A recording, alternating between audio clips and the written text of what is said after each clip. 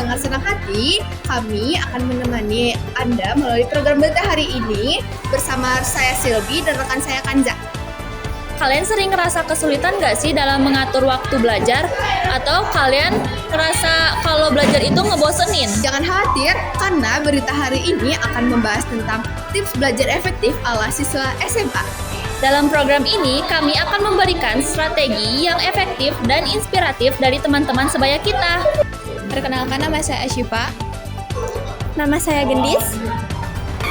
Saya Kalista. Di sini saya akan menanyakan beberapa pertanyaan tentang cara belajar efektif ala siswa-siswa sekolah. Sebelumnya namanya siapa? Risa Safa Aurelia. Ahmad Eka Yasin. Saya Kaila Zikra. Dimas Angga. Zakwani Kaputra. Andes Satria. Nama saya Nika Majalo Pamukas. Dari kelas berapa? 10-3. 11B3. 11B3. 10. Kelas 10. Kelas 10. Kelas 12. Untuk sekolahnya? Isman 1 Margahayu. Sekolah di SMAN 1 Margahayu. Di SMA Negeri 1 Margahayu. Di SMA 10. SMA 11 Bandung. SMA 23. Sekolah saya di SMA 23. Jadi bagaimana cara tips belajar ala kamu supaya itu efektif? Belajar sendiri di kamar sambil nonton YouTube sih aku mah. Tips belajar, kalau misal kita harus berpikir kritis, kalau misalnya penasaran dengan sesuatu sebisa mungkin langsung dicari di Google, mau di AI, mau di mana. Kalau bisa dicatat lebih bagus lagi juga. Tips belajar ala saya paling sering menggunakan tips belajar itu yang pertama pastinya kita berdoa terlebih dahulu, terus niat sama ikhlas, terus baru saya biasanya ngeliat lagi materi-materi yang apa yang dipelajarin. Terus kalau misalnya ngerjain matematika biasanya itu ngeliat rumusnya dulu, terus si rumusnya teh dihafalin, terus dipahamin juga alur konsepnya. Dan kalau misalnya yang lainnya mah sering dibaca aja sih, jadi supaya kita lebih paham juga tentang teorinya. Biasanya saya saat belajar sedikit diselangi dengan bermain, karena jika terlalu banyak belajarnya mood saya bisa rusak juga. Mendengarkan guru sambil bermain atau bercanda dengan teman sedikit-sedikit. Tipsnya itu karena banyak anak-anak yang sering scroll TikTok itu hanya sekitar beberapa detik. Jadinya itu belajar itu harus ditambah dengan cara permainan. Jadinya misal 50-50 lah antara belajar dengan ice breaking begitu. Kenapa cara itu bisa disebut sama kamu sebagai cara yang efektif? Soalnya kalau saya itu tipenya kalau belajar harus sendiri gitu, kalau rame-rame malah ilmunya nggak nerap. Karena itu membuat kita jadi selalu penasaran dengan semuanya gitu. Harus jadi berpikir kritis juga kan. Kalau misalnya dicatat juga lebih bagus karena bisa jadi langkah-langkah awal untuk yang namanya jurnal. Setelah beberapa waktu saya pernah belajar di SMA 1 Margahayu, itu lumayan efektif karena semenjak saya kelas 11 kan makin sibuk juga ya, karena pelajarannya pun semakin banyak. Jadi saya kalau ada waktu sempetin ngebaca terus, dan kalau misalnya ada rumus matematika gitu kan itu lumayan panjang. Jadi saya lebih memahami konsepnya aja terlebih dahulu, baru kalau misalnya rumusnya udah hafal baru pakai rumus aja gitu. Kalau mood kurang baik, ke memahami pelajarannya juga kurang baik.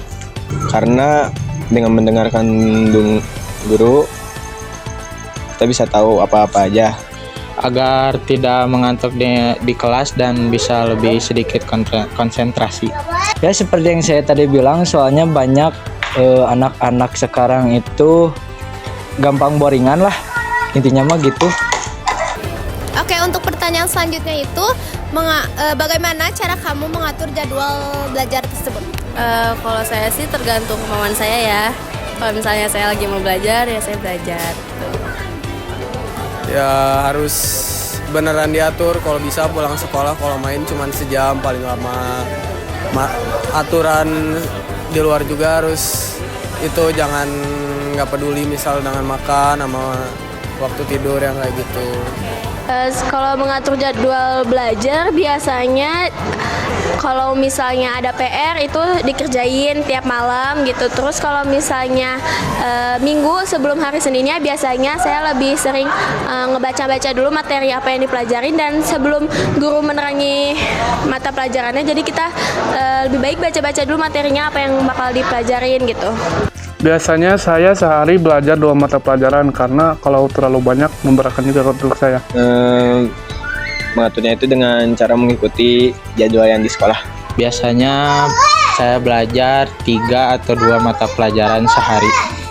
Saya itu lebih biasanya itu H-1 buat belajar mapel tersebut. Begitu. Lalu, apa hal tersulit yang sering kamu hadapi saat belajar? Kalau saya tuh malas sama kadang suka terganggu sama scroll TikTok itu. Atur waktu tidur sih biasanya. Biasanya di waktu sih ya, karena kita susah banget waktunya kan nggak cuma buat belajar aja, karena kan kita juga harus ada kerkom atau kerja-kerja yang lain lah, kegiatan-kegiatan yang lain. Jadi paling di waktu sih yang paling susah, tapi usahain harus pintar-pintar ngebagi waktunya. Biasanya saya kadang sulit untuk fokus dan kesulitan saya biasanya kurang mengerti kata-kata yang kurang saya pahami. Gurunya kurang dimengerti. Suka mengantuk di kelas, kian bab pelajaran baru. Untuk yang terakhir itu, bagaimana cara kamu menghadapi gangguan atau kesulitan dalam belajar tersebut?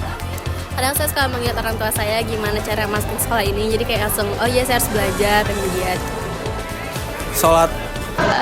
Cara saya menghadapi biasanya sebelum belajar tuh saya ngelakuin dulu kegiatan yang saya suka, misal kayak nonton TikTok atau sambil dengerin lagu gitu. Jadi ngerjainnya bisa sambil ngedengerin lagu juga supaya kita nggak terlalu bosen ya, atau nggak terlalu kayak aduh capek banget gitu. Biasanya saya menggunakan HP untuk membantu pelajaran saya supaya saya bisa mengerti. Tes privat. Cuci muka atau minum air putih. 2. Yang pertama itu saya bertanya kepada teman. Yang kedua itu saya mencari informasi-informasi di rumah. Oke, terima kasih banyak ya. Demikian berita hari ini, saya Silvi Saya Kanza mengucapkan terima kasih.